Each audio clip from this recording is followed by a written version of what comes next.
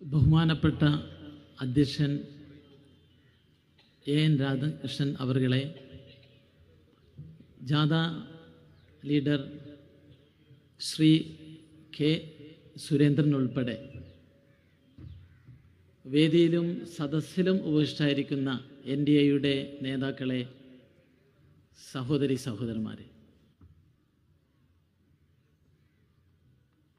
മോദിയുടെ ഗ്യാരണ്ടിയുമായി പുതിയ കേരളം സൃഷ്ടിക്കാനാണ് NDAയുടെ ചെയർമാൻ കെ സുരേന്ദ്രൻ ഈ പദയാത്രയുമായി പുറപ്പെട്ടിട്ടുള്ളത്. ഈ ജാഥ പിന്നിട്ട പാർലമെൻറ്റ് മണ്ഡലങ്ങളിലെല്ലാം പുതിയൊരു രാഷ്ട്രീയ ആവേശം സൃഷ്ടിച്ചിരിക്കുകയാണ്. കേരള രാഷ്ട്രീയം ഇന്ന് സൂക്ഷ്മമായി വീക്ഷിക്കുന്ന ഒരു രാഷ്ട്രീയ വിദ്യാർത്ഥിക്ക് മനസ്സിലാക്കാൻ സാധിക്കും, കേരളത്തിലെ യഥാർത്ഥ പ്രതിപക്ഷ നേതാവ് NDAയുടെ ചെയർമാൻ കെ സുരേന്ദ്രനാണ്. നിങ്ങൾ നോക്കൂ, ഇതുപോലൊരു ജാഥ അപ്പുറത്ത് പുറപ്പെട്ടിട്ടുണ്ട്, കോൺഗ്രസിൻ്റെ ജാഥ. ആ ജാഥ നിങ്ങൾ ശ്രദ്ധിച്ചിട്ടുണ്ടോ? അതിനൊരു നേതാവില്ല. 2 നേതാക്കളുടെ ചിത്രമാണ് കാണുന്നത്, സുധാകരനും അതുപോലെ തന്നെ VD സതീശനും. ഒരു ജാഥക്ക് ഒരു നേതാവിനെ പോലും തീരുമാനിക്കാൻ കഴിയാത്ത വിധത്തിൽ ദയനീയമാണ് കേരളത്തിലെ കോൺഗ്രസിന്റെ അവസ്ഥ എന്നാണ് അതിൽ നിന്ന് നമ്മൾ മനസ്സിലാക്കേണ്ടത്. ഇവിടെ നരേന്ദ്രമോദിയുടെ നേതൃത്വത്തിൽ വീണ്ടും ഒരു ഗവൺമെന്റ് വരണം എന്ന് ആഗ്രഹിക്കുന്നവരാണ് നമ്മൾ മാത്രമല്ല, ഈ രാജ്യം മുഴുവൻ അതിന് ഒരുങ്ങിക്കഴിഞ്ഞിരിക്കുകയാണ്. ചാലക്കുടിയിൽ നിന്നുള്ള ഈ ജാഥയിൽ പങ്കെടുത്ത പാർട്ടി ബന്ധുക്കൾ നരേന്ദ്രമോദിയുടെ ഗവൺമെന്റ് വീണ്ടും അധികാരത്തിൽ വരുന്നതിന് വേണ്ടിയിട്ടുള്ള പ്രവർത്തനങ്ങളും പ്രാർത്ഥനകളുമായി മുന്നോട്ട് പോകണമെന്നാണ് എനിക്ക് അഭ്യർത്ഥിക്കാനുള്ളത്. നരേന്ദ്രമോദിയിലൂടെ ഇന്ത്യയുടെ യശസ് ഓരോ ദിനവും ഉയർന്നു വരികയാണ്. ഏറ്റവും അവസാനം ഇന്നലെ ഒരു ഇസ്ലാമിക രാജ്യമായ UAE-യിൽ ഒരു ഹിന്ദു ക്ഷേത്രം നരേന്ദ്രമോദി ലോകത്തിന് സമർപ്പിച്ചു.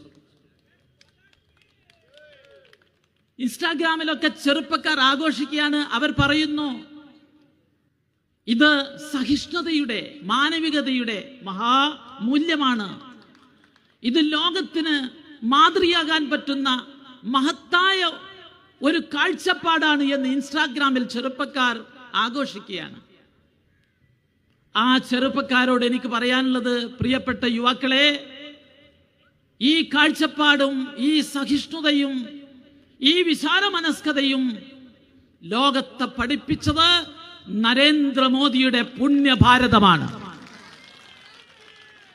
ലോക ചരിത്രത്തിൽ നിരവധി മതങ്ങൾ ഉണ്ടായിട്ടുണ്ട്, നിരവധി സംസ്കാരങ്ങൾ ഉണ്ടായിട്ടുണ്ട്. അതെല്ലാം ഒഴുകിയെത്തി ആ നദികളെല്ലാം സംഗമിച്ച സംസ്കാരത്തിന്റെ മഹാസമുദ്രമായത് ഈ രാജ്യത്തിന്റെ മഹത്തായ പാരമ്പര്യമാണ്. നിങ്ങൾ നോക്കൂ, ചാലക്കുടിയിൽ നിന്ന് ഞാൻ നിങ്ങളോട് സംസാരിക്കുമ്പോൾ തൊട്ടടുത്ത കൊച്ചിയിൽ ജൂതന്മാരുടെ ഒരു സിനഗോഗ് ഉണ്ട്. വലിയ ടൂറിസ്റ്റ് കേന്ദ്രമാണ്, ചരിത്രഭൂമിയാണ്.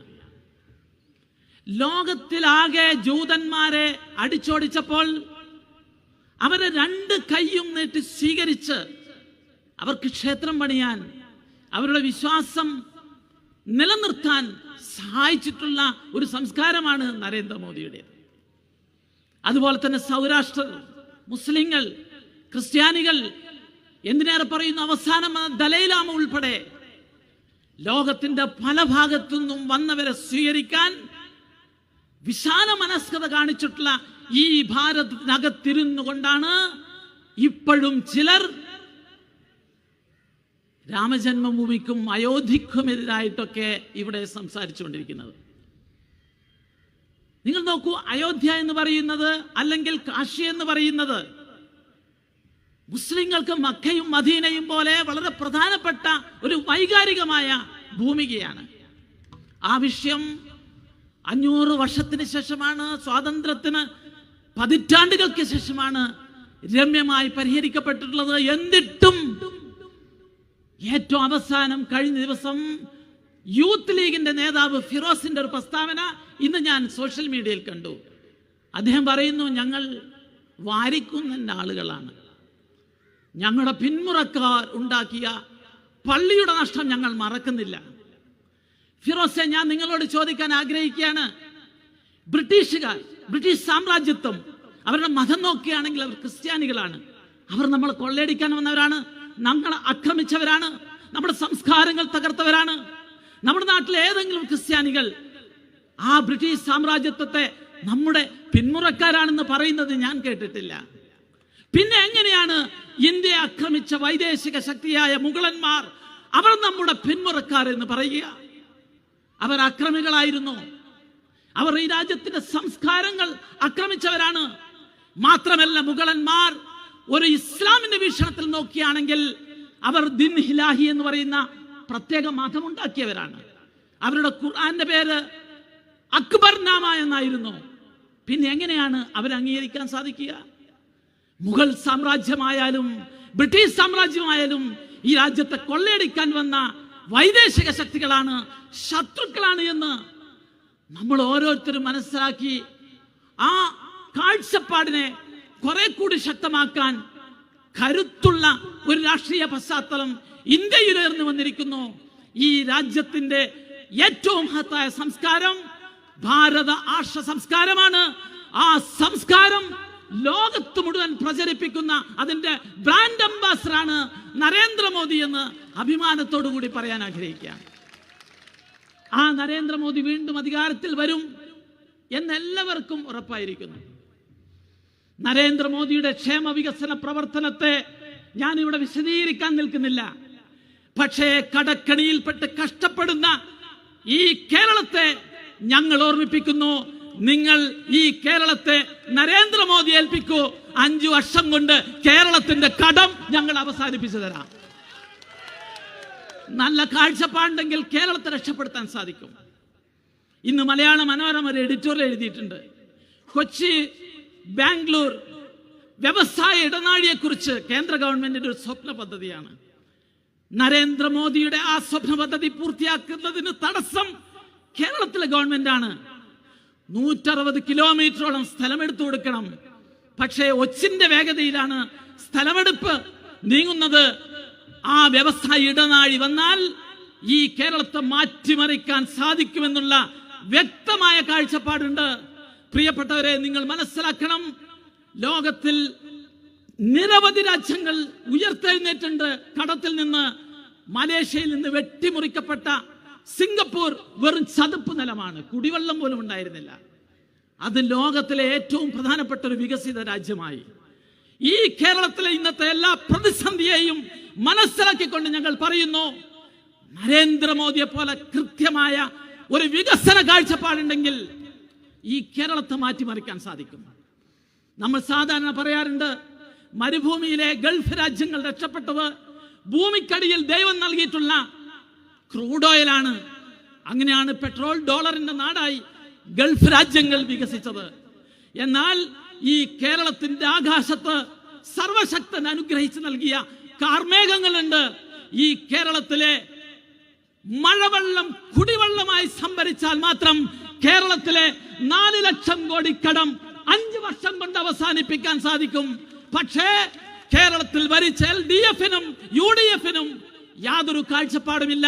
അവർ കട്ടുമുടിക്കുകയായിരുന്നു. ഇവിടെ കെ സുരേന്ദ്രൻ ഈ ജാഥയിൽ ഉടനീളം പ്രസംഗിക്കുന്നത് പോലെ എക്സാലോജിക്ക് കേസ് അന്വേഷണം കൃത്യമായി പുറത്തു വന്നാൽ പിണറായി വിജയന്റെ പൊന്നുമോള് വീണ മാത്രമല്ല, കോൺഗ്രസിലെ ചെന്നിത്തലമാരും കുടുങ്ങുമെന്ന് സുരേന്ദ്രൻ നിരന്തരം സംസാരിച്ചുകൊണ്ടിരിക്കുന്നു. ഇവർ രണ്ടും കേരളത്തെ കട്ടുമുടിക്കുകയായിരുന്നു. കേരളം രക്ഷപ്പെടണമെങ്കിൽ ഈ കള്ളന്മാരുടെ കയ്യിൽ നിന്ന് കേരളത്തെ തിരിച്ചു പിടിക്കാൻ നമുക്ക് സാധിക്കണം. അതിന് സാധിക്കും. അതിനാവശ്യമായ രാഷ്ട്രീയ അടിയൊഴുക്കുകളാണ് ഈ ജാഥ പോകുന്ന എല്ലാ സ്ഥലത്തും കാണുന്നത്. പുതിയ പുതിയ നിരവധി ആളുകൾ നമുക്കൊപ്പം ചേർന്നുകൊണ്ടിരിക്കുകയാണ്. ഏറ്റവും അവസാനം PC ജോർജ് അവരുടെ പ്രസ്ഥാനവുമായി നമുക്കൊപ്പം ലയിച്ചു ചേർന്നിരിക്കുന്നു.